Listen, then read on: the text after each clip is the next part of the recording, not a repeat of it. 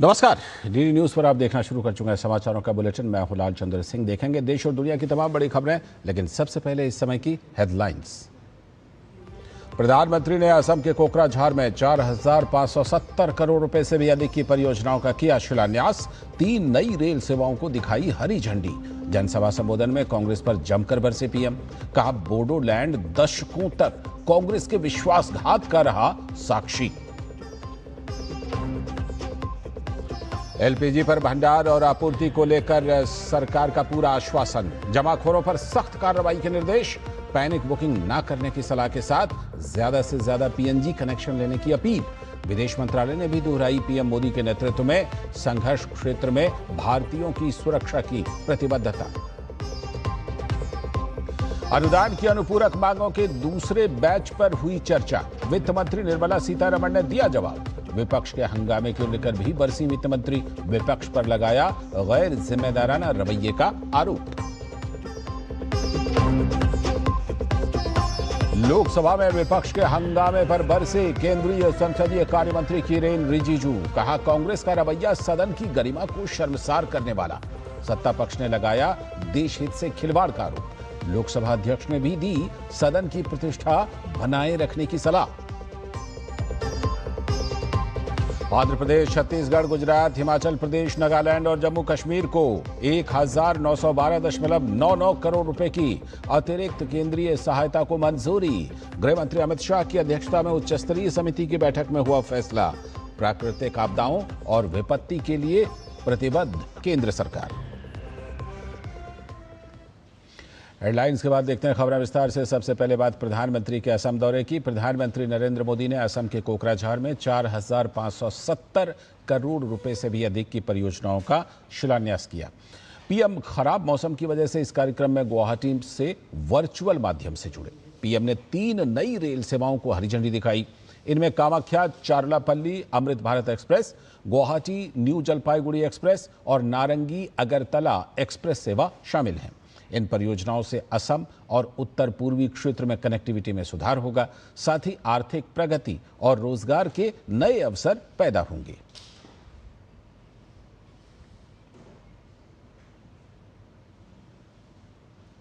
राज्य की double engine सरकार की उपलब्धियों को सराहते हुए पीएम ने कहा कि असम विकास का नया अध्याय लिख रहा है। पीएम ने कहा कि बोडोलैंड का यह क्षेत्र दशकों तक कांग्रेस के विश्वासघात का साक्षी रहा है। पीएम ने कांग्रेस सरकारों पर सिर्फ दिखावे के कागजी समझौते करने और स्वार्थी राजनीति का आरोप लगाया।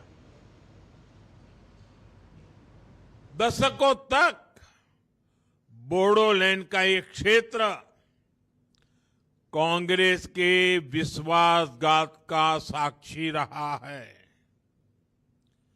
बोडोलैंड की अनेक पीढ़ियों को कांग्रेस ने झूठे सपनों में उलझाए रखा। दिल्ली में बैठी कांग्रेस की सरकारों ने सिर्फ दिखावे के लिए कागजी समझौते किए। साथियों, जब आपने देश से और असम से दोनों जगहों से कांग्रेस को खदेड़ा और बीजेपी एनडीए को अवसर दिया, तो हमने ईमानदारी से प्रयास शुरू किए। कांग्रेस जहां अपनी स्वार्थी राजनीति के लिए अलग अलग समुदायों में फूट डाल देती थी, वहीं बीजेपी ने स्थायी शांति के लिए काम किया। इसी सोच के साथ बोडो शांति समझौता किया गया। इस समझौते में पहली बार सभी प्रमुख संगठनों और समूहों को एक साथ लाया गया। और पीएम ने कांग्रेस पर घुसपैठियों की मदद करने का भी आरोप लगाया। पीएम ने कहा कि कांग्रेस ने असम में आदिवासियों की बहुत सी जमीनें इन घुसपैठियों के हवाले कर दी। पीएम ने कहा कि राज्य की डबल इंजन सरकार जमीनों को घुसपैठियों से खाली कराने के लिए अभियान चला रही है।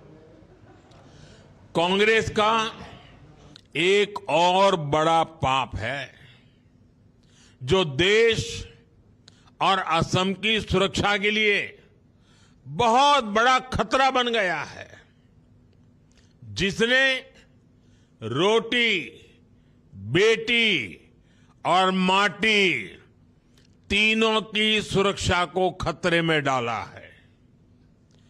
कांग्रेस का हाथ हमेशा से घुसपैठियों के साथ रहा है और आज भी है। कांग्रेस ने दशकों तक यहां के मूल निवासियों को जमीन के कानूनी दस्तावेज तक नहीं दिए। कांग्रेस ने आदिवासियों की बहुत सारी जमीनों को घुसपैठियों के हवाले कर दिया। मुझे संतोष है कि हेमंता जी के नेतृत्व में घुसपैठियों के कब्जे से जमीन को छुड़ाने का एक बहुत बड़ा अभियान असम में चल रहा है। यहां भाजपा एनडीए सरकार ने असम के मूल निवासियों को जमीन के कानूनी दस्तावेज भी दिए हैं।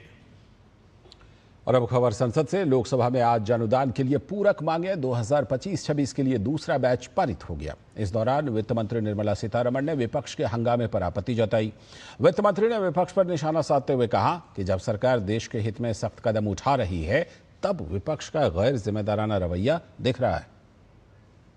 जब प्राइवेट मेंबर्स बिल भी शुरू होना है, उससे पहले मेरे जवाब है, इसीलिए मैं ये बात भी स्पष्ट करना चाह रही हूँ।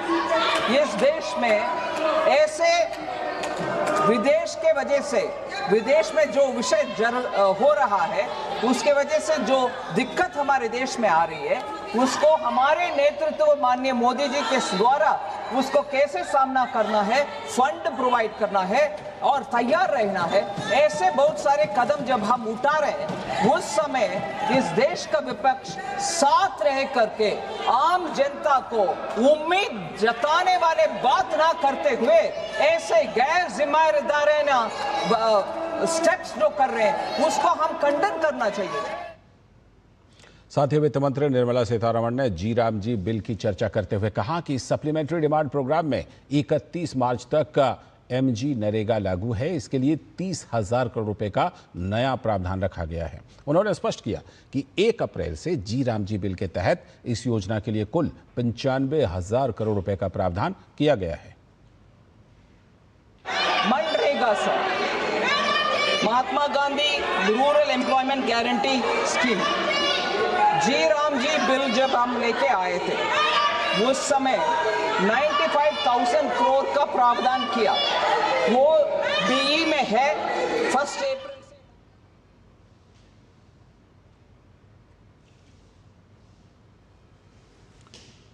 ये तस्वीरें आप देख रहे हैं प्रधानमंत्री नरेंद्र मोदी गुवाहाटी में इस समय। जैसा कि आप जानते हैं कि प्रधानमंत्री नरेंद्र मोदी असम के 2 दिनों के दौरे पर हैं और प्रधानमंत्री नरेंद्र मोदी वहां पर कई परियोजनाओं की जो आधारशिला हैं वो रखने वाले हैं। अभी कोकराझार में 4,570 करोड़ रुपए की परियोजनाओं की आधारशिला वो रख चुके हैं, शिलान्यास कर चुके हैं, भूमि पूजन कर चुके हैं और अब गुवाहाटी में 19,680 करोड़ रुपए की परियोजनाओं का वो उद्घाटन, शिलान्यास करने वाले हैं। ये सभी विकास परियोजनाएं हैं जो कि गुवाहाटी में प्रधानमंत्री नरेंद्र मोदी इन सभी का भूमि पूजन, इनॉग्रेशन, डेडिकेशन यानी कि भूमि पूजन, शिलान्यास और समर्पण, ये सब इन परियोजनाओं का वो करने वाले हैं। और इस समय प्रधानमंत्री नरेंद्र मोदी एक प्रदर्शनी का अवलोकन कर रहे हैं। जो तस्वीरें आप अपने टेलीविज़न स्क्रीन पर इस समय देख रहे हैं, ये गुवाहाटी में प्रधानमंत्री नरेंद्र मोदी का कार्यक्रम। और ये जो प्रदर्शनी है, इसमें जो असम से जुड़ी हुई चीज़ें हैं वो दिखाई गई हैं। असम की संस्कृति से जुड़ी हुई चीज़ें इस प्रदर्शनी में दिख रही हैं। तो प्रधानमंत्री नरेंद्र मोदी असम के दौरे पर और गुवाहाटी में प्रधानमंत्री 19,680 करोड़ रुपए की परियोजनाओं की आधारशिला रखने वाले हैं। गगनभेदी करतल ध्वनि से माननीय प्रधानमंत्री जी का ससम्मान स्वागत करें।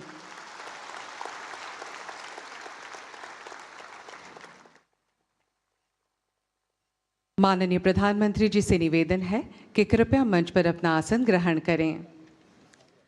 साथ ही इस कार्यक्रम की शोभावर्धन हेतु उपस्थित हैं असम के माननीय राज्यपाल श्री लक्ष्मण प्रसाद आचार्य जी, असम की जन आकांक्षाओं के सशक्त प्रतीक, युवा शक्ति के प्रेरणा स्रोत माननीय मुख्यमंत्री डॉक्टर हिमंता बिस्वा शर्मा जी, भारत सरकार के पत्तन, पोत परिवहन एवं जलमार्ग मंत्रालय के माननीय मंत्री श्री सर्बानंद सोनोवाल जी, माननीय सांसद श्री दिलीप खैकिया जी, भारत सरकार के विदेश एवं वस्त्र मंत्रालय के माननीय राज्य मंत्री श्री पोबिट्रो मार्घेरिटा जी एवं अन्य विशिष्ट अतिथिगण। अब मैं माननीय मुख्यमंत्री जी से निवेदन करती हूं कि वे कृपया हमारे परम आदरणीय प्रधानमंत्री जी का अभिवादन करें। माननीय प्रधानमंत्री जी को भेंट की जा रही है एक पारंपरिक गामोसा, सेलेंग सादर,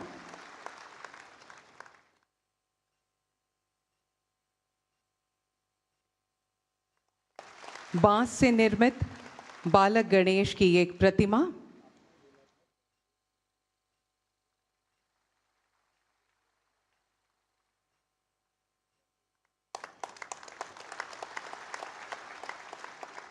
एटी कोली डूटीपात अर्थात एक कली दो पत्तियों का लेपल पिन,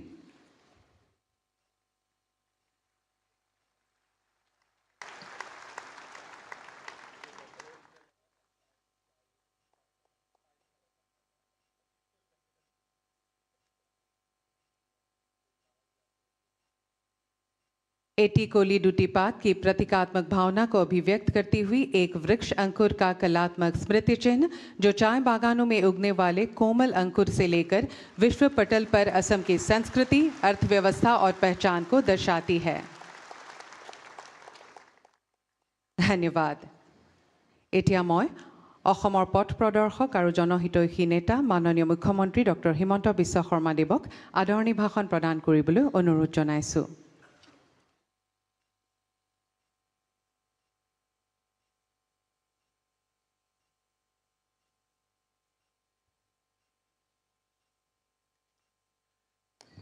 সকলোৱে মোৰ লগত একেলগে ক'ব, ভাৰত মাতা কি, ভাৰত মাতা কি, নৰেন্দ্ৰ মোদী, নৰেন্দ্ৰ মোদী।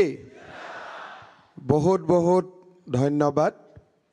আজিৰ সভাত আমাৰ মাজত উপস্থিত সমগ্ৰ পৃথিৱীৰে এগৰাকী জনপ্ৰিয় নেতা, আমাৰ সকলোৰে আদৰৰ প্ৰধানমন্ত্ৰী সন্মানীয় নৰেন্দ্ৰ মোদী ডাঙৰীয়া, অসমৰ সন্মানীয় ৰাজ্যপাল শ্ৰী লক্ষ্মণ প্ৰসাদ আচাৰ্য ডাঙৰীয়া, ভাৰত চৰকাৰৰ সন্মানীয় মন্ত্ৰী সৰ্বানন্দ সোণোৱাল ডাঙৰীয়া, অসম ৰাজ্যিক ভাৰতীয় জনতা পাৰ্টিৰ সভাপতি সাংসদ দিলীপ শইকীয়া ডাঙৰীয়া, কেন্দ্ৰত বৈদেশিক পৰিক্ৰমা বিভাগৰ ৰাজ্যিক মন্ত্ৰী পবিত্ৰ মাৰ্ঘেৰিটা ডাঙৰীয়া, মোৰ সতীৰ্থ মন্ত্ৰী অতুল বৰা ডাঙৰীয়া, কেশৱ মহন্ত ডাঙৰীয়া, বিমল বৰা ডাঙৰীয়া, প্ৰশান্ত ফুকন ডাঙৰীয়া, ৰূপেশ গোৱালা ডাঙৰীয়া, অসমৰ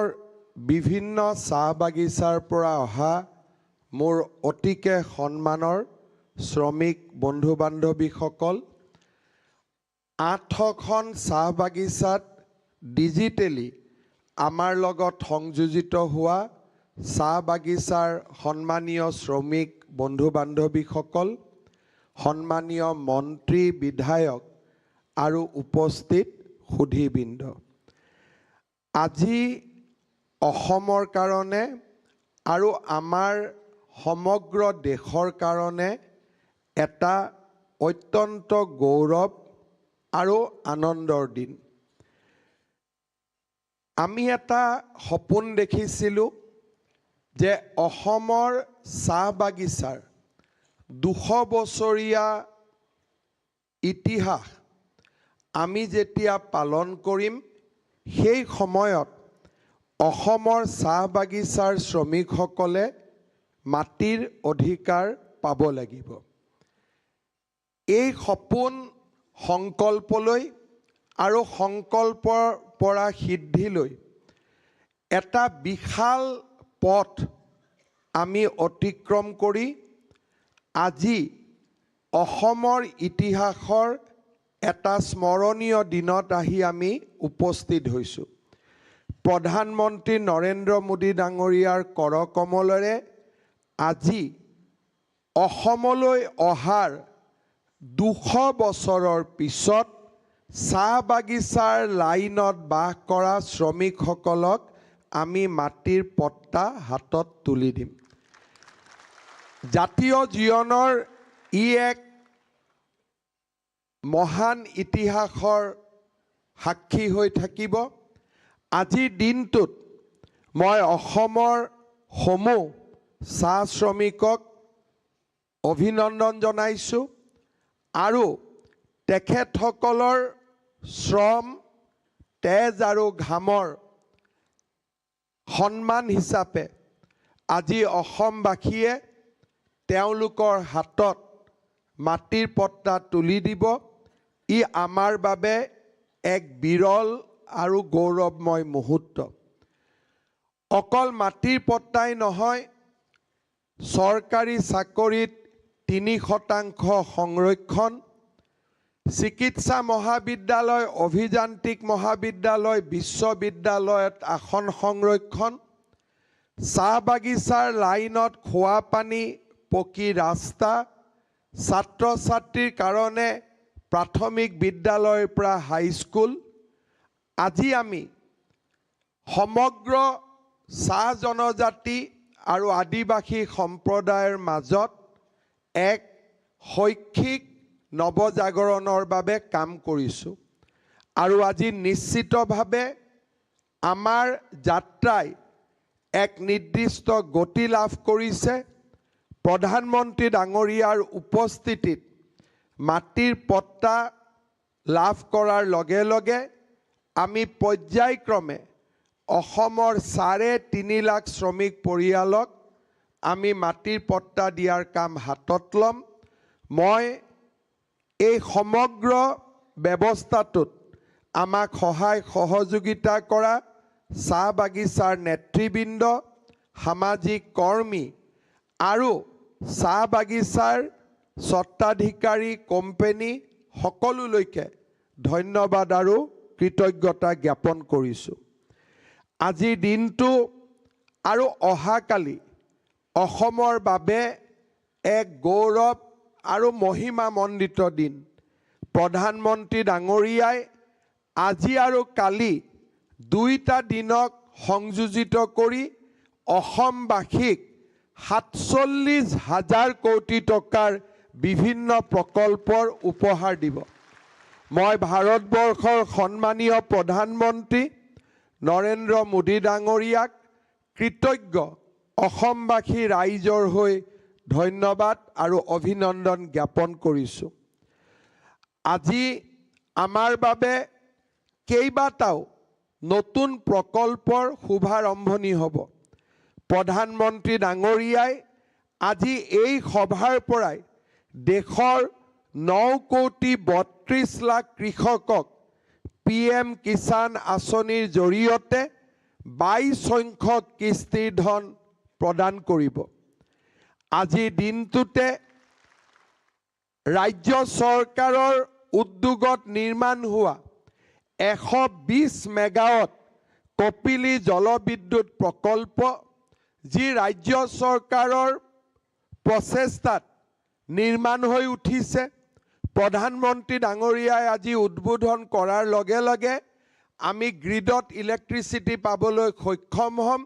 কপিলী হাইড্ৰ ইলেক্ট্ৰিক প্ৰজেক্টৰো আজি প্ৰধানমন্ত্ৰী ডাঙৰীয়াৰ কৰকমলেৰে উদ্বোধন হ'ব।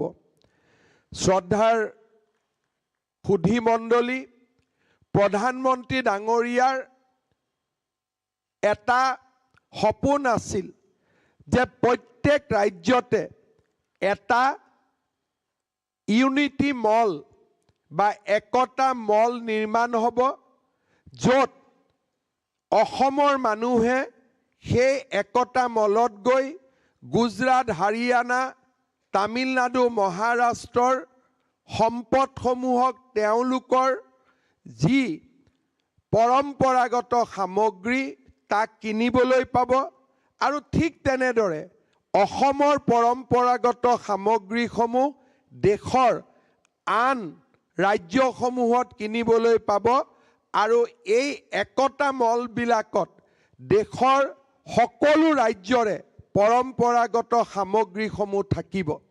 প্ৰধানমন্ত্ৰী ডাঙৰীয়াই এই একতা মল নিৰ্মাণৰ বাবে আমাক 298 কোটি টকা আমাক আগবঢ়াইছিলে আৰু আজি সেই একতা মল আমি নিৰ্মাণ সম্পূৰ্ণ কৰিছোঁ আৰু প্ৰধানমন্ত্ৰী ডাঙৰীয়াৰ কৰকমলেৰে সেই একতা মল বা একতা মলৰো আজি এই মঞ্চৰ পৰাই শুভ উদ্বোধন কৰা হ'ব।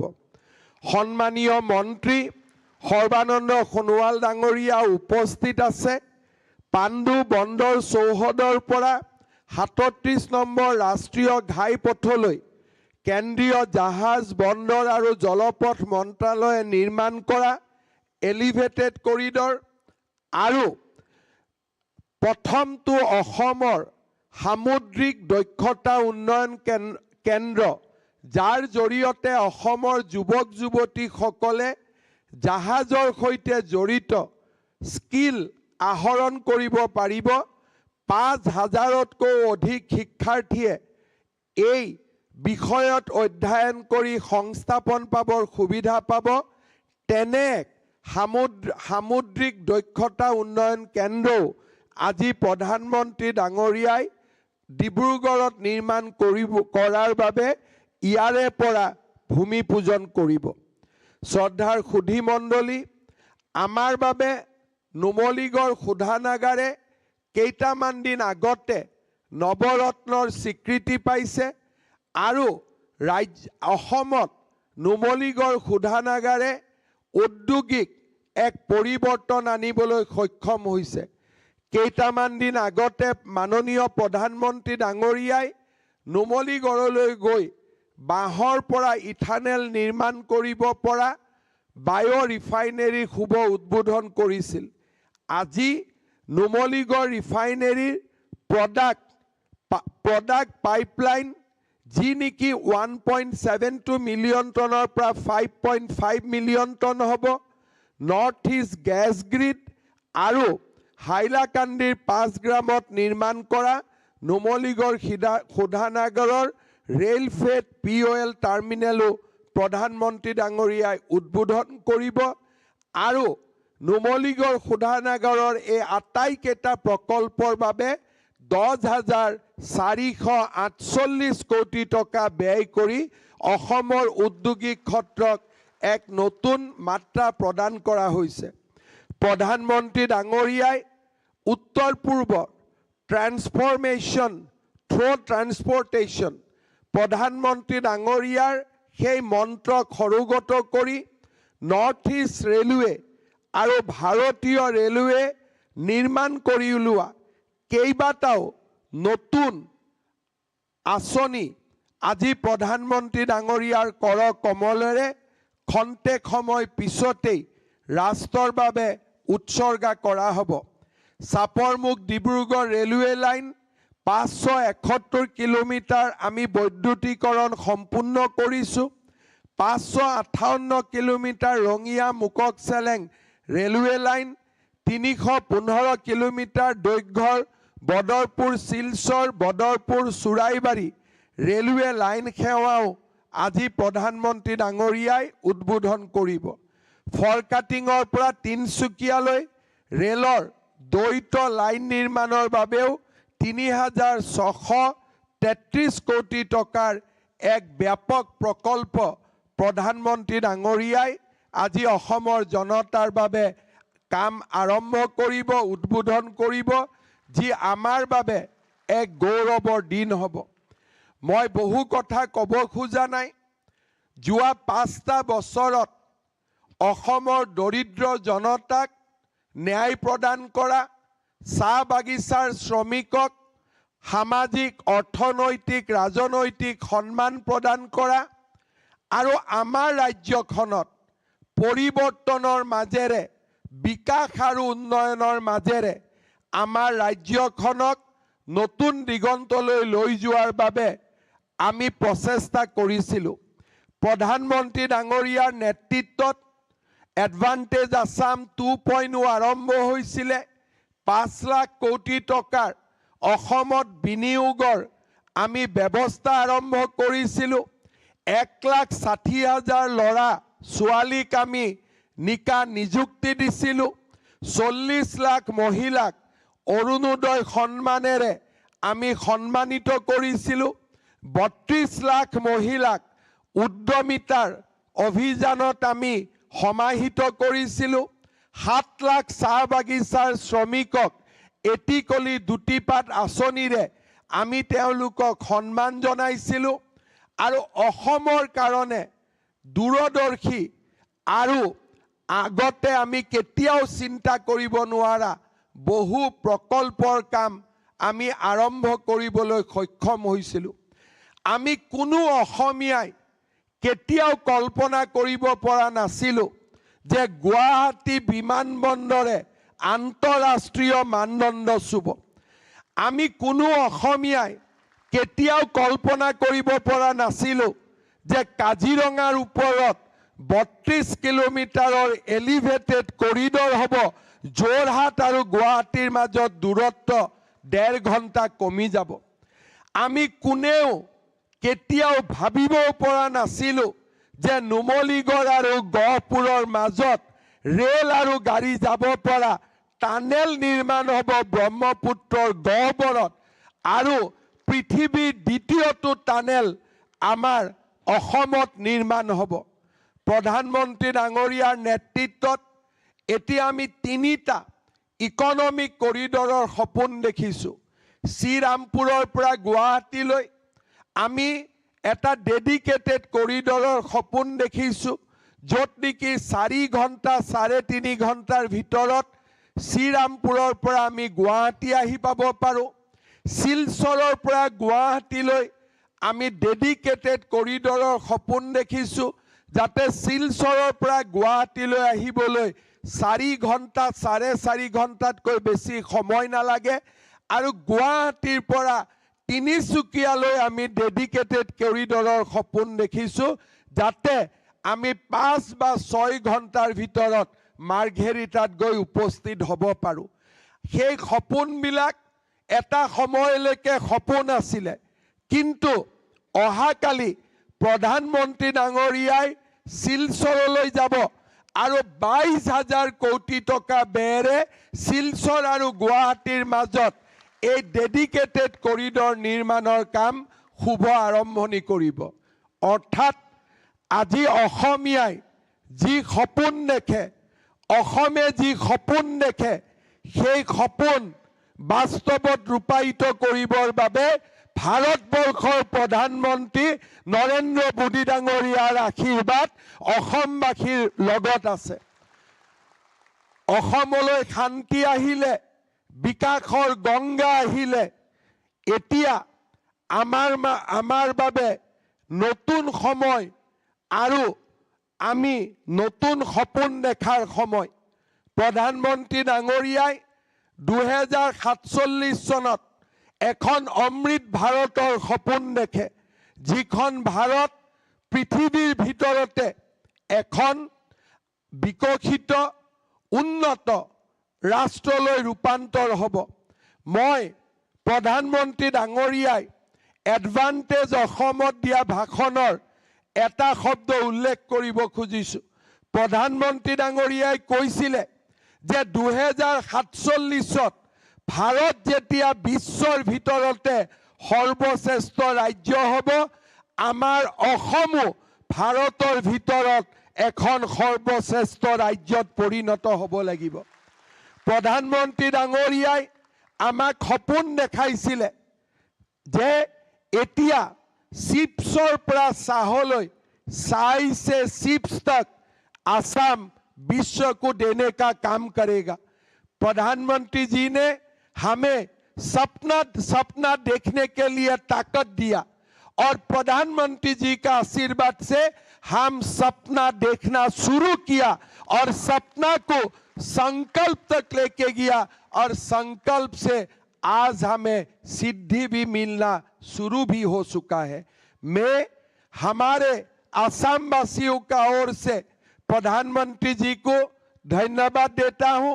प्रधानमंत्री जी, आप जब बोलते हैं ए फॉर असम, हम लोग बहुत ही गर्व महसूस करता हूं और सचमुच आज असम एक रास्ता में निकल चुका है कि ए फॉर असम हमारे लिए आज कोई स्पीच नहीं है।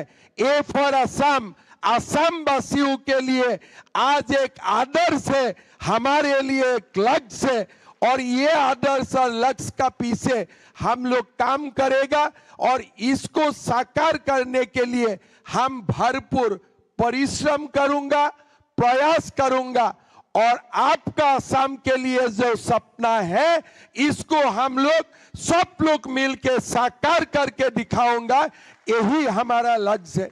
मैं 2 शब्द में समाप्त करूंगा। प्रधानमंत्री जी, हमारे लिए आज बहुत ही एक भावुक दिन है।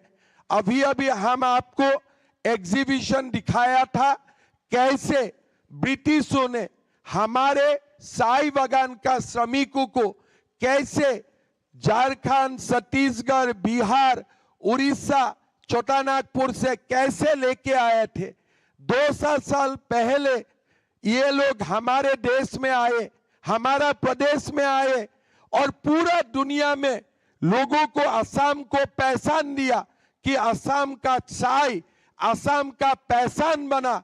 लेकिन जो लोग ये चाय बनाता है, ये लोगों को हम रहने के लिए जो जमीन है इसका अधिकार भी हमने देने का काम नहीं किया।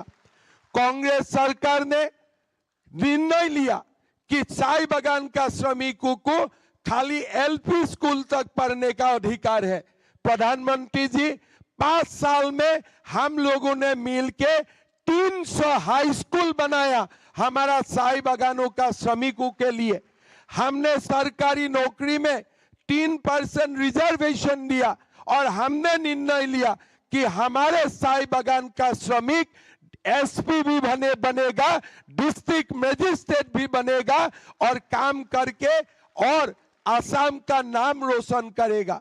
आपने असम आए, चाय बागान का झूमर नृत्य आप पूरा विश्व भर ले जाने का आपने हमें साहस दिया और आज झूमर एक असम का बहुत बड़ा सांस्कृतिक परंपरा में बदल चुका है। आज आपका कर कमलों से जब चाय बागान का श्रमिकों को जमीन का पट्टा मिलने का काम होगा, एक असम का और एक नया इतिहास, गरिमा मंडित इतिहास आज से ही शुरू हो जाएगा। प्रधानमंत्री जी, आपने हमें निर्देश दिया था कि पीएम एकता मॉल बनाना चाहिए। हमने बहुत खूबसूरती से हमने पीएम एकता मॉल बनाया हूं और हमारा विश्वास है कि हमने जो एकता मॉल बनाया हूं वो देश का अंदर पहला 3 में रहेगा, ये हमारा विश्वास है। और आज आपका कर कमल से ये एकता मॉल का भी उद्घाटन होगा। हमारे नुमलीगढ़ रिफाइनरी, हमारे इंडियन रेलवेज का कोई सारे प्रोजेक्ट्स आज आपका कर कमल से उद्घाटन होगा।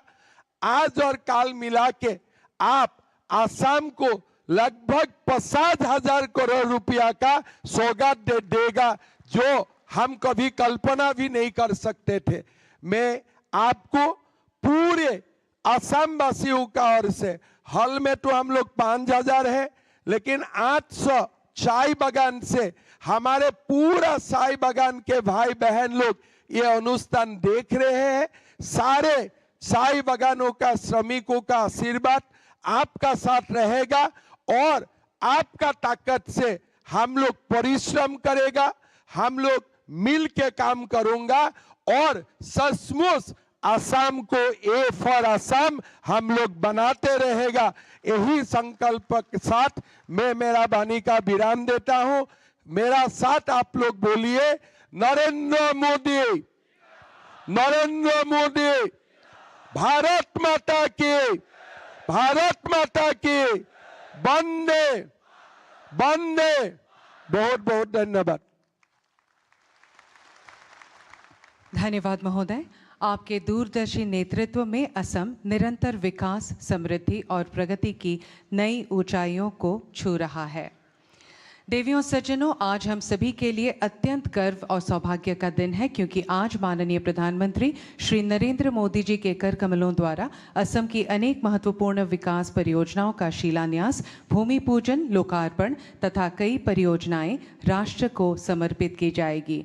बिस्वनाथ घाट में क्रूज टर्मिनल तथा हाइलाकांदी जिले के पंचग्राम में NRL के रेल फेड POL टर्मिनल के शिलान्यास, निमाती घाट में क्रूज टर्मिनल के लिए, बोगीबिल में क्षेत्रीय उत्कृष्टता केंद्र के लिए तथा फोरकाटिंग तिनिसुकिया DL परियोजना के लिए भूमि पूजन, सापरमुख डिब्रूगढ़, रोंगिया मुरकोंग सेलेक्ट तथा बदरपुर सिलचर और बदरपुर चुराईबाड़ी रेल लाइनों के विद्युतीकरण परियोजनाओं का राष्ट्र को समर्पण, नॉर्थ ईस्ट गैस ग्रिड के प्रथम चरण, नुमलीगढ़ सिलीगुड़ी उत्पाद पाइपलाइन की क्षमता वृद्धि परियोजना, गुवाहाटी स्थित PM एकता मॉल तथा NH27 से पांडु जेट्टी तक अप्रोच रोड का शुभ उद्घाटन, डिमा हसाओ और पश्चिम कार्बी आंगलोंग जिले में स्थित कौपिली जल विद्युत परियोजना का शुभारंभ। आदरणीय प्रधानमंत्री श्री नरेंद्र मोदी जी से सादर अनुरोध है कि बटन दबाकर आभासी रूप से इन महत्वपूर्ण एवं शुभ कार्यों को संपन्न करने की कृपा करें।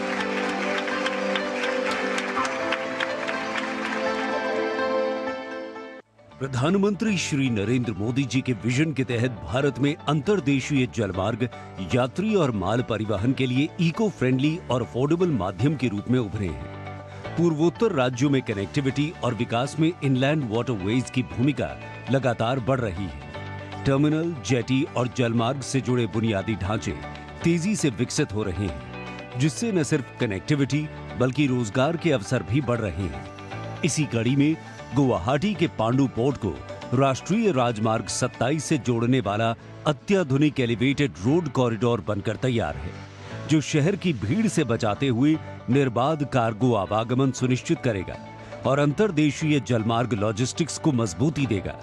साथ ही आज विश्वनाथ घाट और निमाटी में क्रूज टर्मिनल और बोगीबील में एक रीजनल सेंटर ऑफ एक्सीलेंस का भूमि पूजन भी हो रहा है। ये प्रोजेक्ट्स व्यापार, पर्यटन, कौशल विकास, रोजगार और रीजनल कनेक्टिविटी को बढ़ावा देंगे।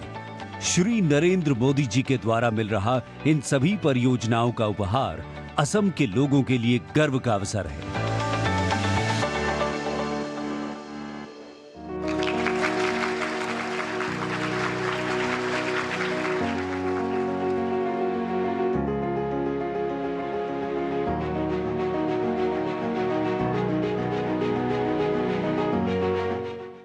हमारा नॉर्थ ईस्ट भारत की अष्टलक्ष्मी, पूर्वोत्तर भारत समृद्ध संस्कृति, प्राकृतिक सुंदरता एवं संसाधनों से भरपूर भारत की अमूल्य धरोहर आज विकास के पथ पर लगातार अग्रसर है और इस विकास यात्रा के केंद्र में है देश की जीवन रेखा भारतीय रेल। प्रधानमंत्री नरेंद्र मोदी जी के नेतृत्व में गत 11 वर्षों में पूर्वोत्तर का चहुमुखी विकास हुआ है।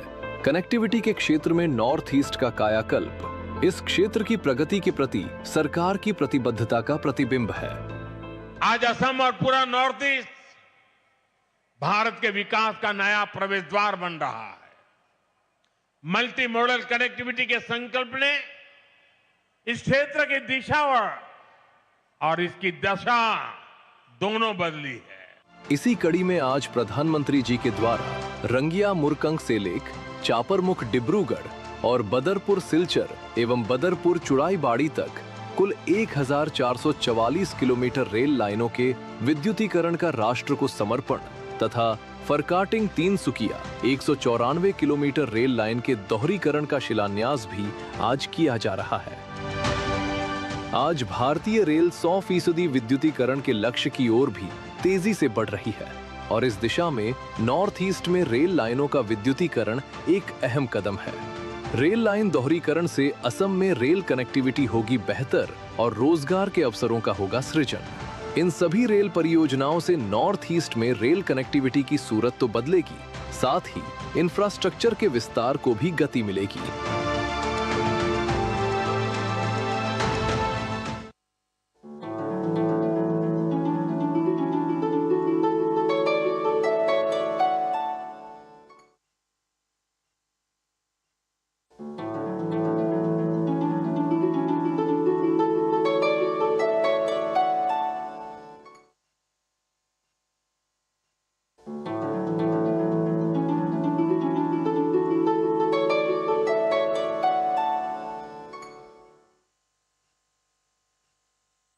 असम भारत के ऊर्जा सामर्थ्य को बढ़ाने वाली धरती है।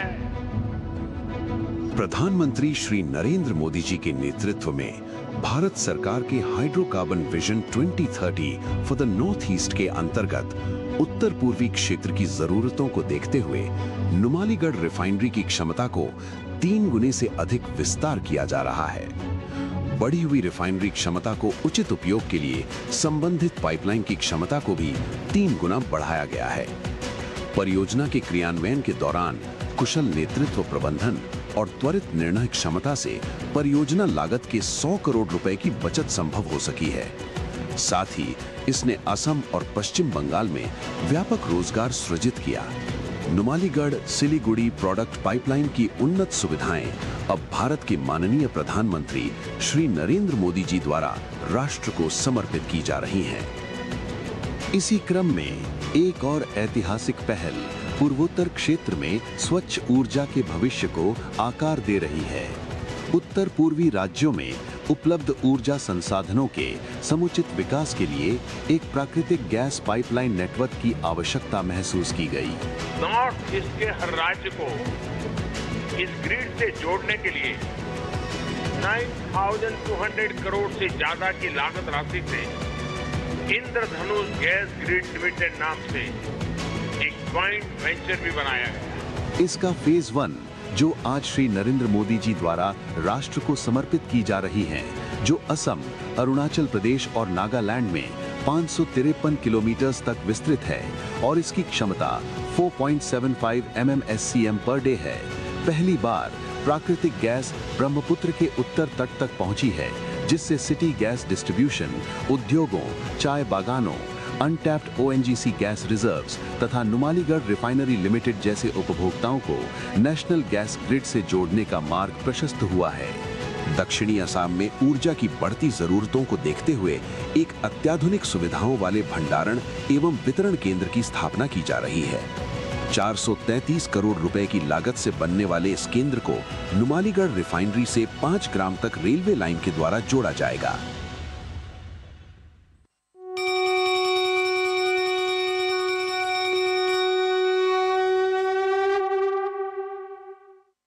हर स्तर पर विकास, हर दिशा में विकास और एक खूबसूरत विकसित देश। इस संकल्प के साथ माननीय प्रधानमंत्री श्री नरेंद्र मोदी जी के यशस्वी नेतृत्व में देश लगातार नई ऊंचाइयों को छू रहा है। उनके मजबूत नेतृत्व में असम और पूर्वोत्तर भी विकास और प्रगति की सफल यात्रा में अग्रसर हैं। विश्व के अग्रणी नेता माननीय प्रधानमंत्री श्री नरेंद्र मोदी जी के इस विकास के सपने को असम सरकार ने जारी रखते हुए कई और महत्वपूर्ण परियोजनाएं शुरू की हैं।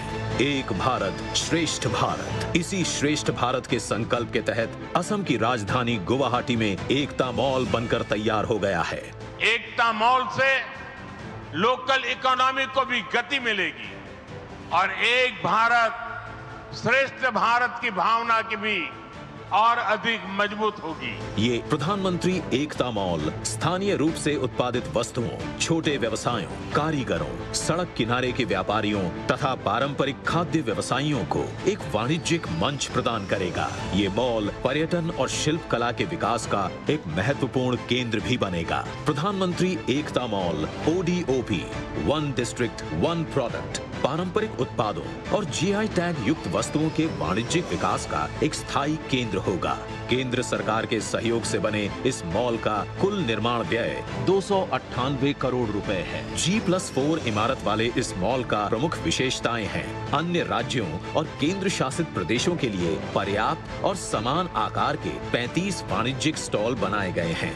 मॉल में फूड कोर्ट की व्यवस्था होगी। ये हमारे लिए गर्व और सौभाग्य का एक अत्यंत महत्वपूर्ण क्षण है।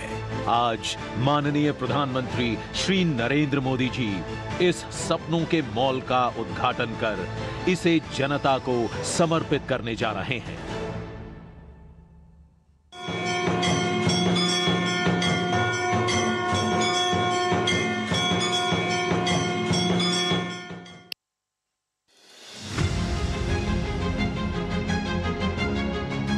ऊर्जा के क्षेत्र में आत्मनिर्भर बनने के प्रधानमंत्री के विजन को साकार करते हुए मुख्यमंत्री डॉक्टर हिमंत बिस्वा शर्मा ने असम में 24/7 बिजली के संकल्प को साकार किया है।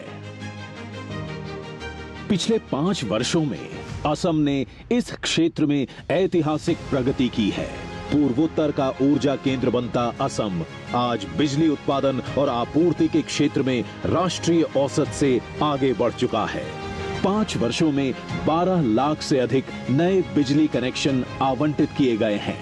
पीएम सूर्य घर योजना के अंतर्गत अब तक 1 लाख से अधिक सोलर रूफटॉप प्लांट स्थापित किए जा चुके हैं। इसके साथ ही 4600 मेगावाट की पंप्ड स्टोरेज परियोजनाओं पर कार्य शीघ्र प्रारंभ होगा और 3200 मेगावाट की ग्रीनफील्ड थर्मल पावर परियोजना असम को ऊर्जा आत्मनिर्भरता की दिशा में मजबूत आधार प्रदान कर रही है। इन्हीं उपलब्धियों की श्रृंखला में आज असम को मिल रही है एक और ऐतिहासिक सौगात, लोअर कोपिली जल विद्युत परियोजना। लोअर कोपिली जल विद्युत परियोजना कोपिली नदी पर स्थित है, जो ब्रह्मपुत्र की एक प्रमुख सहायक नदी है। ये परियोजना दिमा हसाओ और पश्चिम कार्बी आंगलोंग जिलों में विकसित की गई है। 120 मेगावाट क्षमता वाली ये परियोजना हर वर्ष लगभग 470 मिलियन यूनिट स्वच्छ हरित ऊर्जा का उत्पादन करेगी। 2416 करोड़ रुपए की लागत से बनी ये परियोजना रिकॉर्ड समय में पूरी की गई है और इस परियोजना के जुड़ने से असम की कुल विद्युत उत्पादन क्षमता अब बढ़कर 1300 मेगावाट हो गई है। आज इस ऐतिहासिक अवसर पर माननीय प्रधानमंत्री श्री नरेंद्र मोदी लोअर कोपिली जल विद्युत परियोजना को राष्ट्र को समर्पित कर रहे हैं।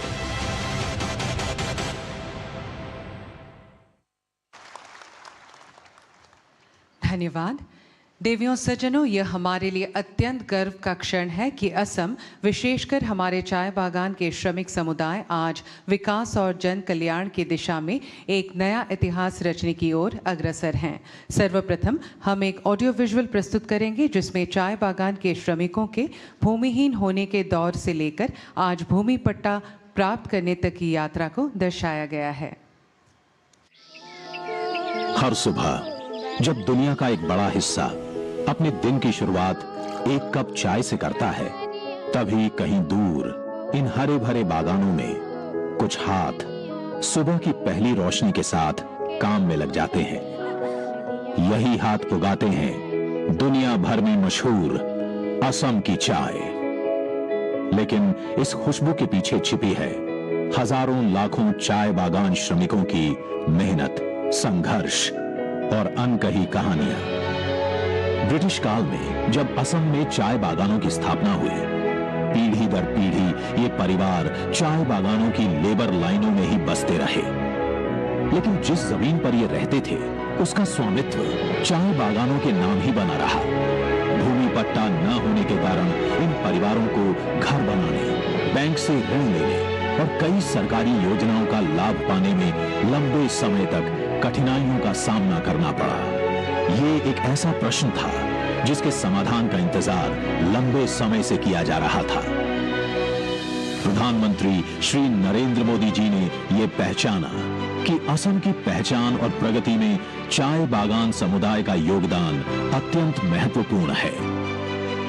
हाल ही में आयोजित जुमोइर बिनंदरी कार्यक्रम में प्रधानमंत्री श्री नरेंद्र मोदी जी ने चाय बागान समुदाय की संस्कृति, उनकी परंपराओं और उनके अथक परिश्रम को नमन किया।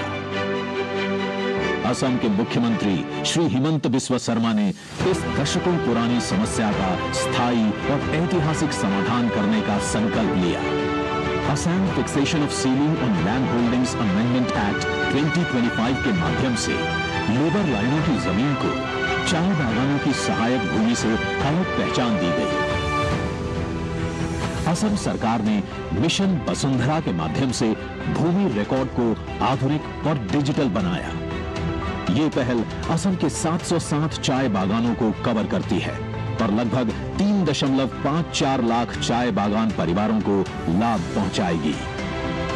असम की डबल इंजन सरकार के प्रयासों से बागान श्रमिक समुदायों के लिए विकास के नए अवसर तैयार हो रहे हैं। प्रधानमंत्री श्री नरेंद्र मोदी जी द्वारा चाय बागान श्रमिक परिवारों को डिजिटल भूमि पट्टा प्रदान किया जा रहा है। धन्यवाद। अब मैं आदरणीय प्रधानमंत्री जी से विनम्र अनुरोध करती हूं कि वे कृपया बटन दबाकर आभासी रूप से चाय बागान के 28,241 लाभार्थी परिवारों को भूमि पट्टे प्रदान करें।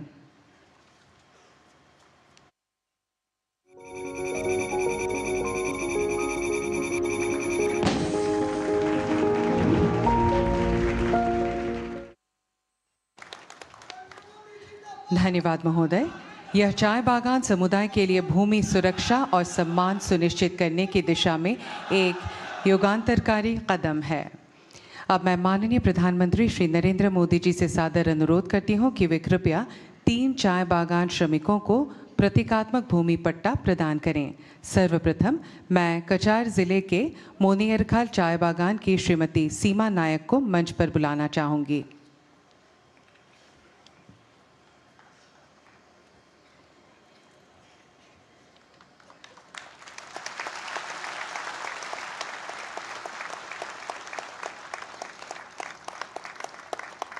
धन्यवाद।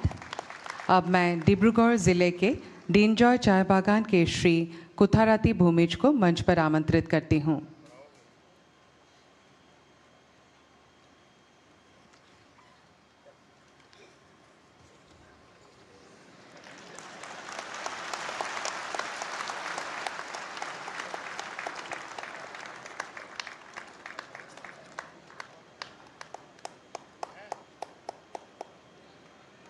धन्यवाद। अब मैं तिनिसुकिया जिले के सैमदांग चाय बागान की श्रीमती सुशीला ग्वाला को मंच पर आमंत्रित करती हूं।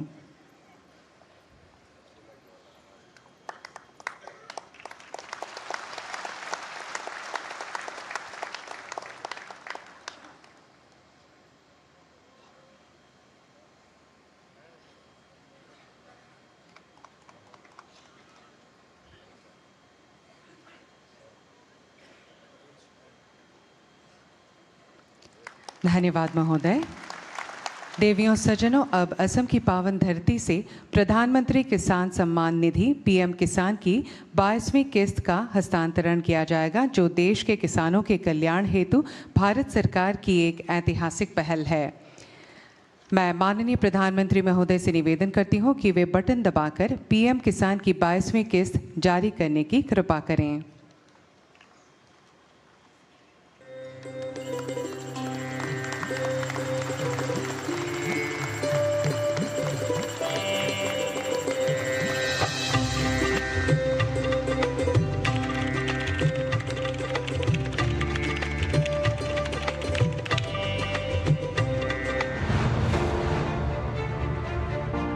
प्रधानमंत्री नरेंद्र मोदी जी का विश्वास है, अगर किसान मजबूत है तो देश अडिग है, अगर किसान आत्मनिर्भर है तो भारत सशक्त है। हमारी सरकार का साफ मानना है कि देश तभी आगे बढ़ेगा जब मेरा किसान मजबूत होगा और इसके लिए हर संभव प्रयास किए जा रहे हैं। बीते 12 वर्षों में लगातार बड़े निर्णय लिए गए हैं, जिसका परिणाम है कि एमएसपी पर 26 लाख करोड़ रुपए से अधिक की फसलों की खरीद सुनिश्चित हुई है, जिससे किसानों को बेहतर मूल्य मिला है। हर किसान को किफायती खाद पहुंचाने के लिए उर्वरक सब्सिडी के माध्यम से किसानों को लगभग 15.5 लाख करोड़ रुपए का समर्थन दिया गया। पिछले 12 वर्षों में कृषि बजट में अभूतपूर्व वृद्धि हुई है तथा कृषि बजट 27,000 करोड़ से बढ़कर 1,40,000 करोड़ से अधिक हुआ है, ताकि बीज से बाजार तक हर मोर्चे पर किसान को शक्ति दी जा सके। इसी तरह ई-नाम, प्रधानमंत्री धन धान्य कृषि योजना, राष्ट्रीय प्राकृतिक खेती मिशन, प्रधानमंत्री फसल बीमा योजना, किसान समृद्धि केंद्र और एफपीओ के माध्यम से भी किसानों को संबल दिया गया है। आज भारत विश्व का सबसे बड़ा चावल उत्पादक देश है। हर फसल में बढ़ती उपज खेतों में नए युग का संकेत है। भारत ने यूपीआई, फार्मर आईडी और एग्री स्टैक जैसे मजबूत डिजिटल इंफ्रास्ट्रक्चर बनाए हैं, जो किसानों को सीधे और पारदर्शी रूप से अनेकों लाभ पहुंचा रहे हैं। पर असली बदलाव तब आता है जब सरकार सीधे किसान से बात करती है, जब सहायता बिचौलियों से नहीं गुजरती, सीधे उनके खाते में उतरती है। ऐसी ही है प्रधानमंत्री किसान सम्मान निधि योजना। पीएम किसान से अब तक 21 किश्तों में 4 लाख करोड़ रुपए से अधिक किसानों तक पहुंचे हैं। पीएम किसाনৰ পৰা जितु धन আমাক आसुनिर थ्रुदी धन दिसे हेतु आमार काने बहुत उन्नत हुआ बोली भाबो মই। আমাদের এই নরেন্দ্র মোদীজি আমাদের ব্যাংকে যে বছরে 3 টাকা बैंकेर माध्यम पाठान। पीएम किसान का पैसा ठीक टाइम पे मिलता है। किसानों को सशक्त और आत्मनिर्भर बनाने की दिशा में आज प्रधानमंत्री श्री नरेंद्र मोदी जी द्वारा पीएम किसान सम्मान निधि की 22वीं किश्त के तहत 9 करोड़ 32 लाख से अधिक किसानों के बैंक खातों में 18,640 करोड़ रुपए से अधिक की सम्मान राशि का सीधा हस्तांतरण किया गया है। किसानों के साथ आगे बढ़ देश बन रहा है विकसित भारत। धन्यवाद महोदय। अब मैं सर्वजन प्रिय दूरदर्शी प्रधानमंत्री श्री नरेंद्र मोदी जी से करबद्ध निवेदन करती हूं कि वे कृपया अपने प्रेरणादायी उद्बोधन से हम सभी का मार्गदर्शन करें।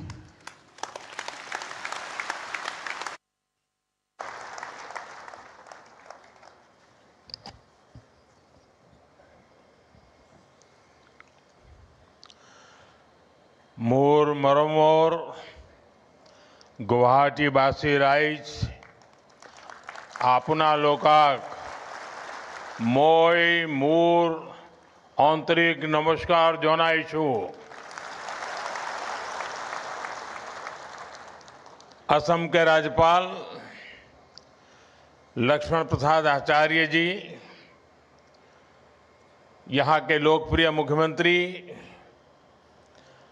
हेमंत बिस्वा शर्मा जी, केंद्रीय मंत्रिमंडल में मेरे साथी सर्बानंद सोनोवाल जी, उपस्थित राज्य के सभी मंत्रीगण, जनप्रतिनिधिगण,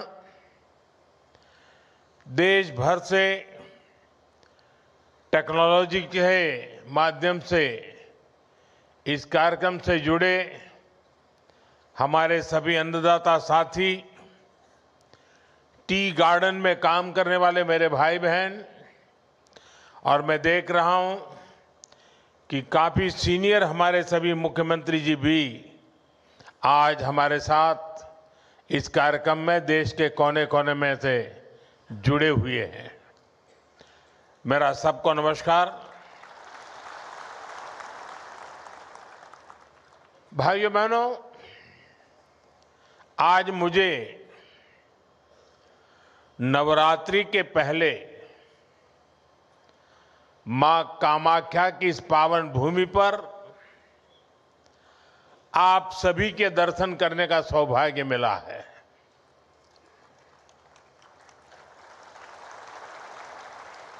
मां कामाख्या के आशीर्वाद से थोड़ी देर पहले यहां से 19,500 करोड़ रुपए के डेवलपमेंट प्रोजेक्ट्स का शिलान्यास और लोकार्पण हुआ है। असम को ऊर्जा क्षेत्र में आत्मनिर्भर बनाने वाले प्रोजेक्ट से लेकर असम आने वाले लोगों की सुविधा के लिए जो काम हुए हैं, ढेर सारे प्रोजेक्ट्स आज असम को मिले हैं।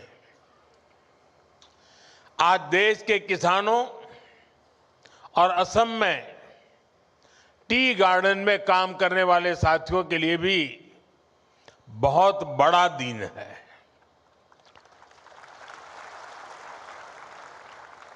कुछ क्षण पहले पूरे देश में पीएम किसान सम्मान निधि के तहत 18,000 करोड़ रुपए से अधिक की राशि हमारे करोड़ों अन्नदाताओं के खातों में भेजी गई है।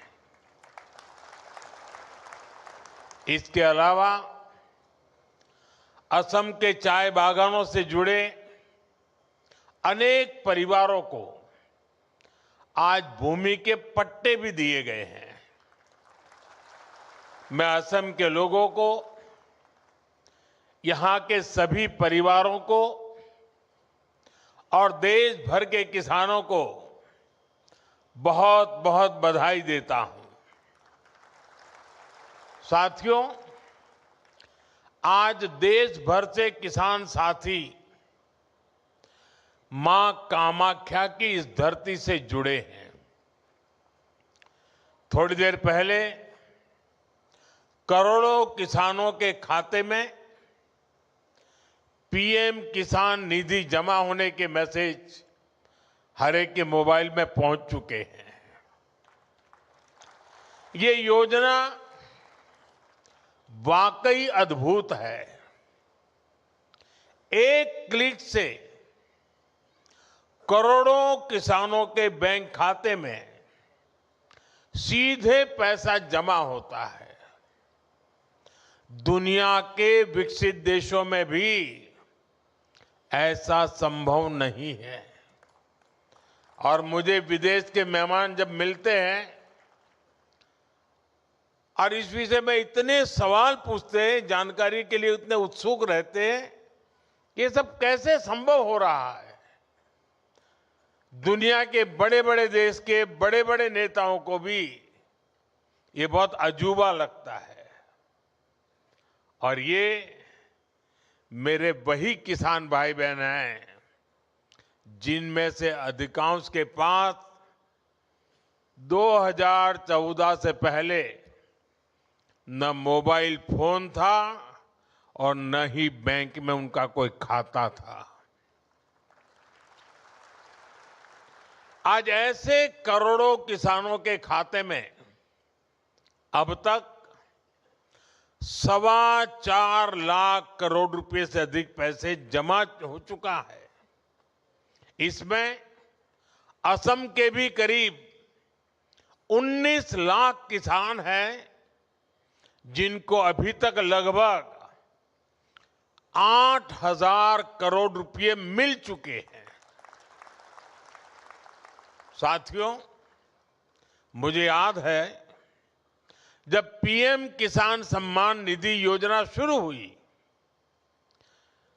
तो अफवाहें फैलाने में, झूठ बोलने में माहिर कांग्रेस वाले कहते थे कि इस योजना का पैसा आज भले मोदी देता है लेकिन चुनाव के बाद वापस करना पड़ेगा। ये झूठ बोलने में ऐसे एक्सपर्ट है।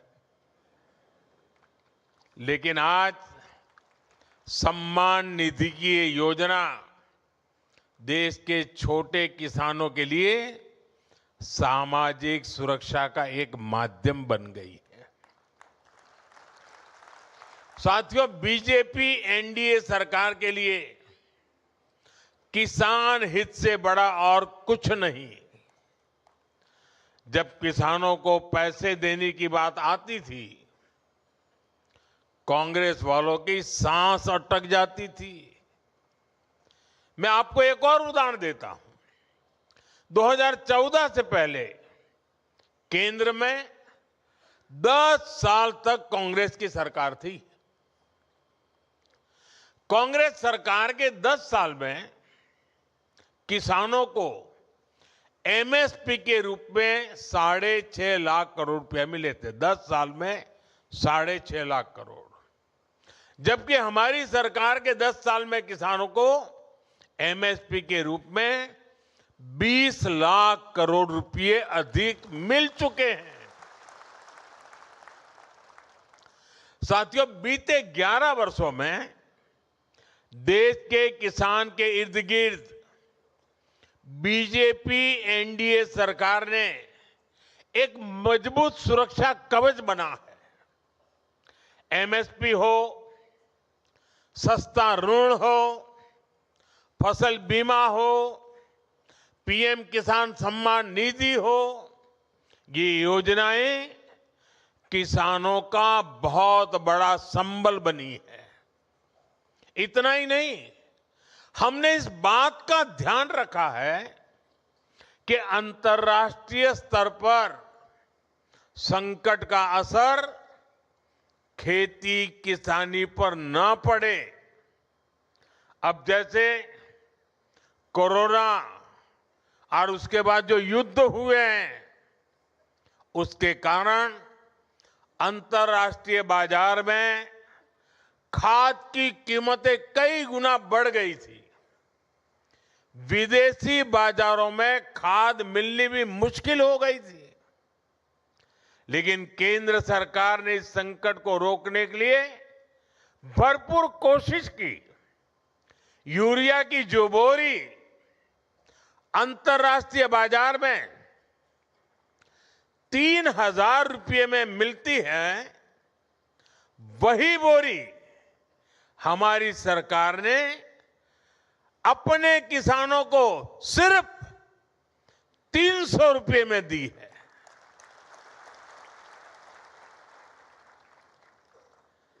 इस पर सरकार ने अपने खजाने से 12 लाख करोड़ रुपए से अधिक खर्च किए हैं, ताकि मेरे किसानों पर बोझ न पड़े।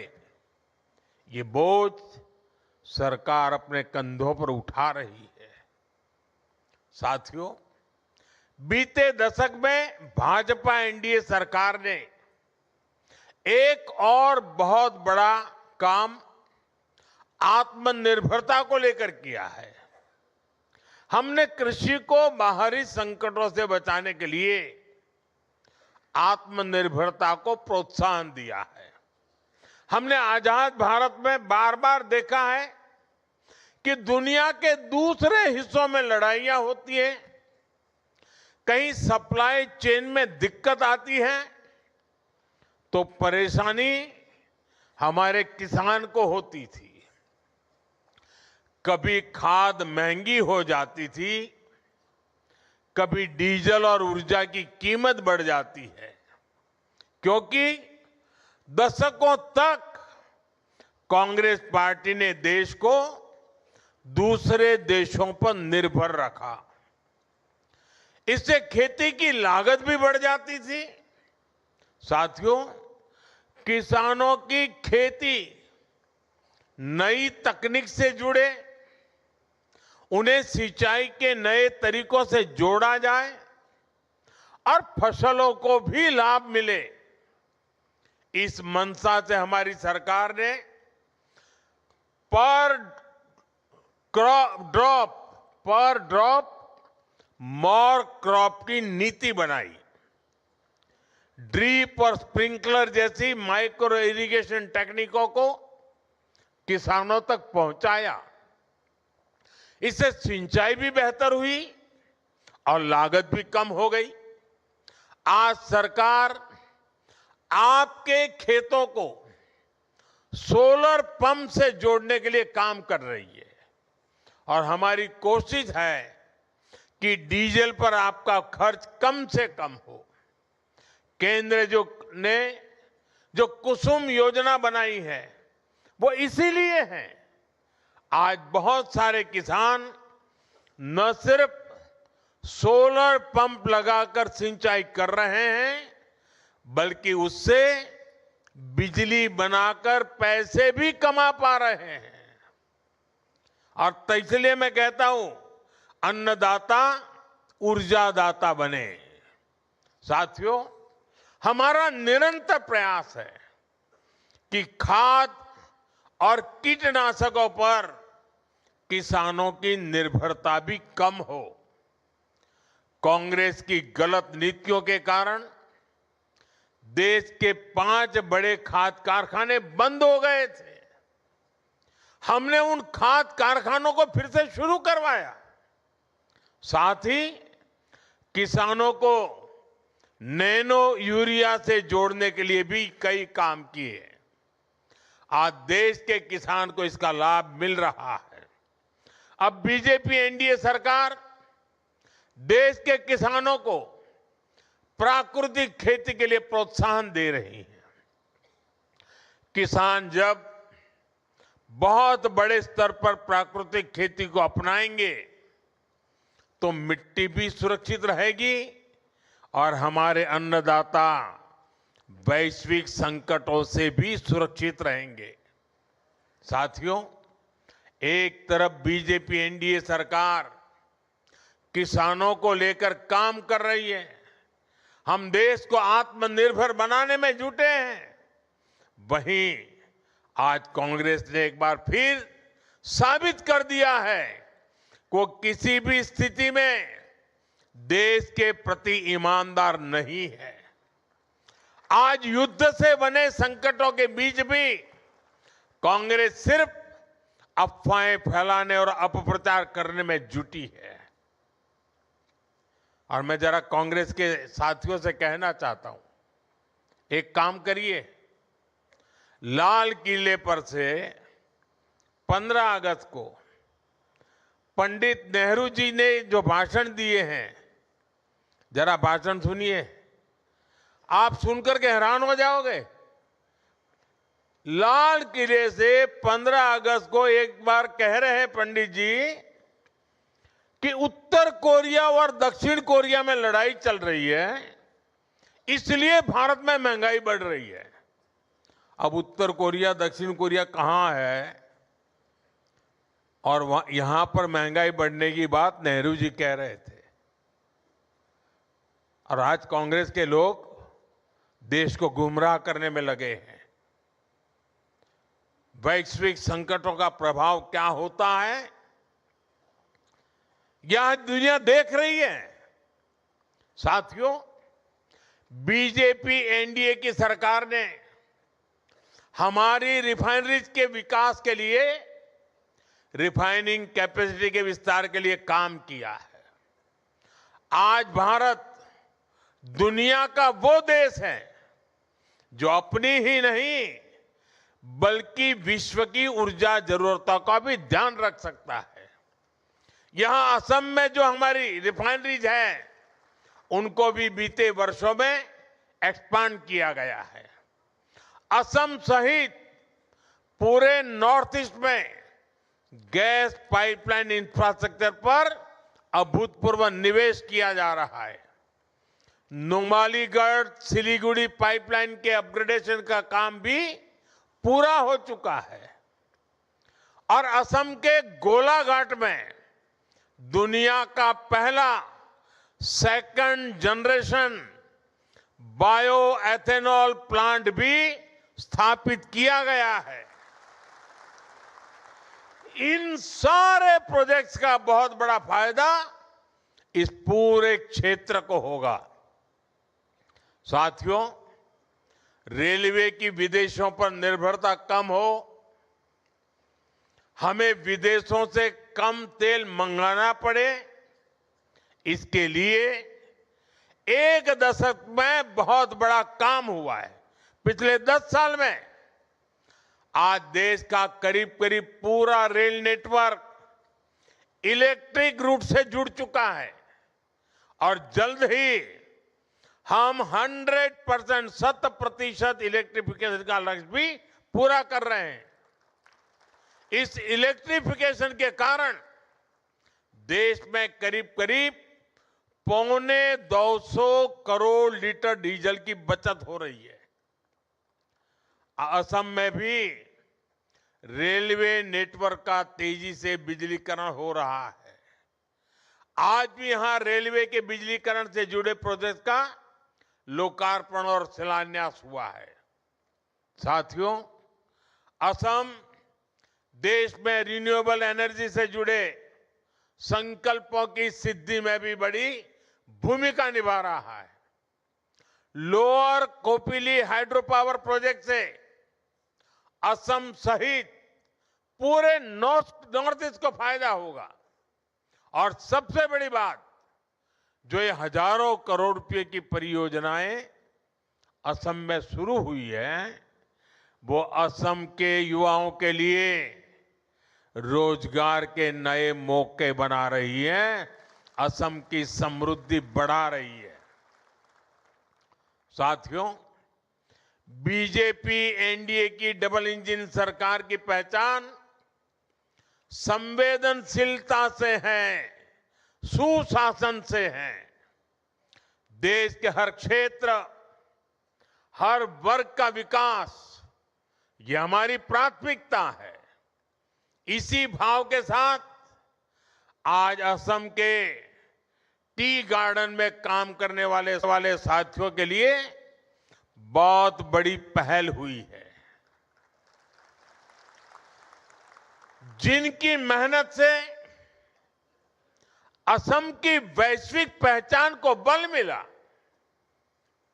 जिनकी उगाई चाय की खुशबू दुनिया भर में भारत की पहचान बनी, आज उन साथियों को बीजेपी एनडीए सरकार सम्मान भी दे रही है और सहायता भी दे रही है। कांग्रेस की सरकारों ने इन साथियों को पूछा तक नहीं। इनके पास जमीन के कानूनी दस्तावेज तक नहीं थे। मैं हिम्मता जी और उनकी पूरी टीम को बधाई दूंगा। आपने टी गार्डन से जुड़े इन परिवारों के लिए बहुत बड़ा काम किया है। आज असम की सरकार इस ऐतिहासिक अन्याय को खत्म करने का काम कर रही है। अब इन परिवारों को उनकी अपनी जमीन मिली है और इनके लिए पक्के घर मिलने का रास्ता भी साफ हो गया है। इससे टी गार्डन में रहने वाली बहनों को विशेष रूप से बहुत फायदा होगा।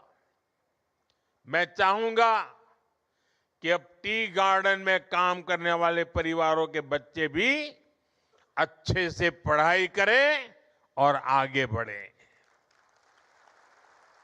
और बीजेपी सरकार ने इसके लिए भी पूरी सुविधाएं बना दी है। इसलिए ही तो हर टी गार्डन वर्कर कह रहा है, आको ये बार बीजेपी सरकार। और मेरे लिए तो ये मेरे टी गार्डन के मजदूरों का सम्मान करना मतलब मैं खुद एक कर्ज उतार रहा हूं। क्योंकि आप चाय बागान में काम करते थे, दूर सुदूर गुजरात में मेरे गांव में वो चाय की पत्ती पहुंचती थी और मैं चाय बेच बेच कर यहां तक पहुंच गया।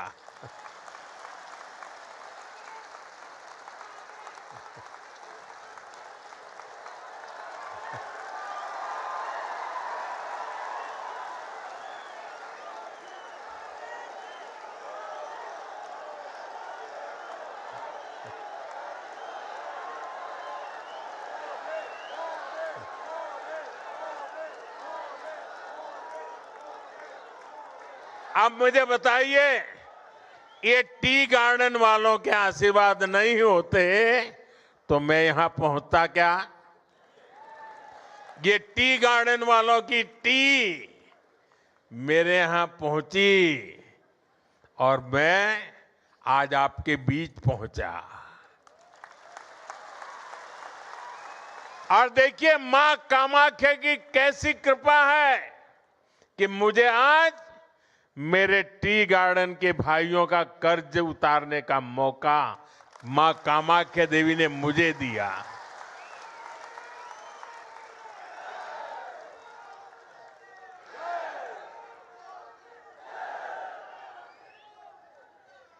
साथियों,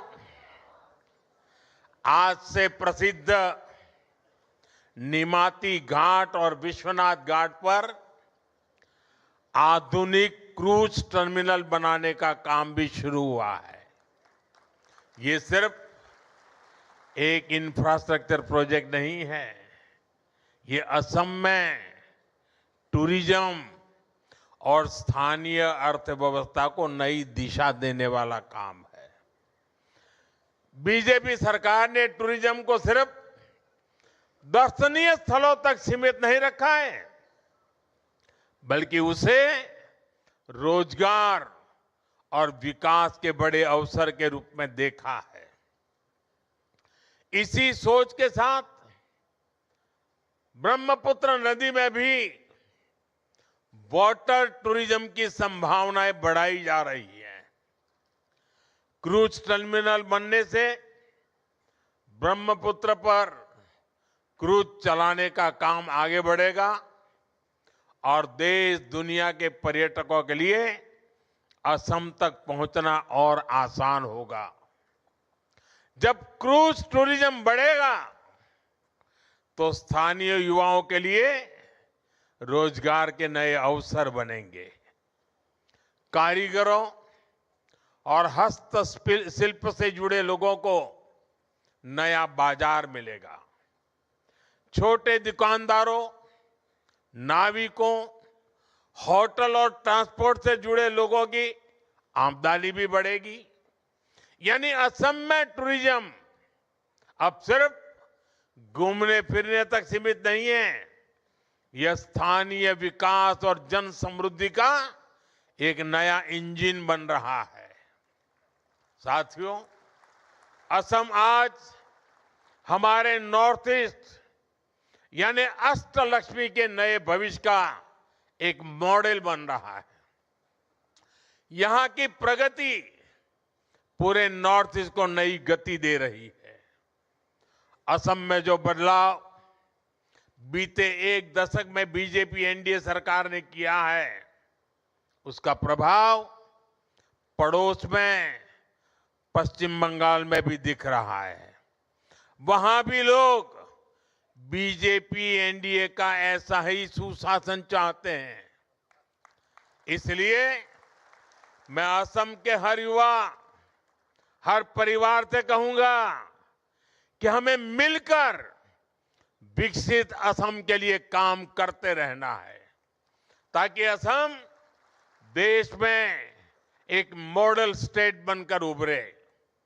इसी आग्रह के साथ मैं जब ये सभी मुख्यमंत्री महोदय इस समारोह में हमारे साथ जुड़े हुए हैं, तो मैं उनसे एक आग्रह करना चाहता हूं।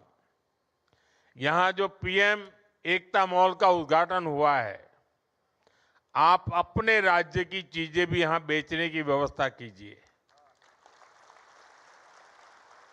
आप कुछ जगह यहां लीजिए और असम में किसी को केरल की चीज चाहिए तो यहीं से मिलनी चाहिए, महाराष्ट्र के कोई चीज चाहिए यहीं से मिल जानी चाहिए, गुजरात की कोई चीज चाहिए यहां से मिल जाए, राजस्थान की चाहिए यहां मिल जाए।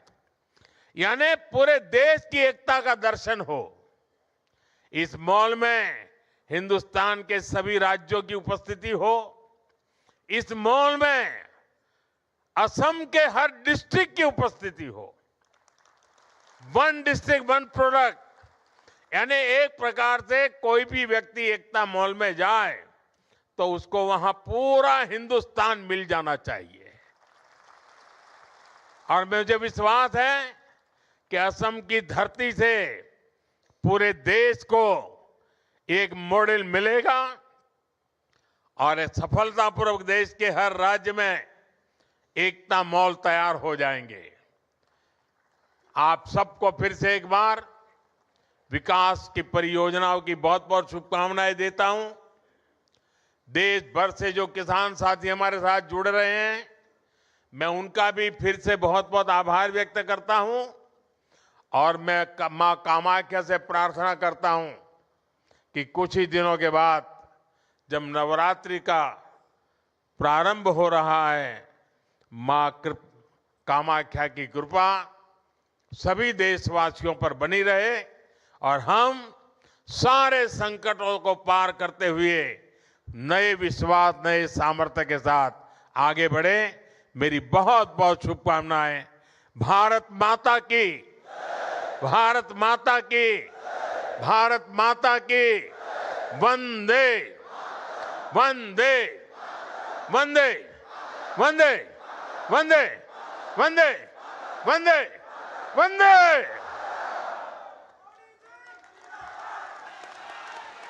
महोदय, आपके मार्गदर्शक विचार और ओजस्वी उद्बोधन हम सभी को निरंतर प्रेरित करते रहेंगे।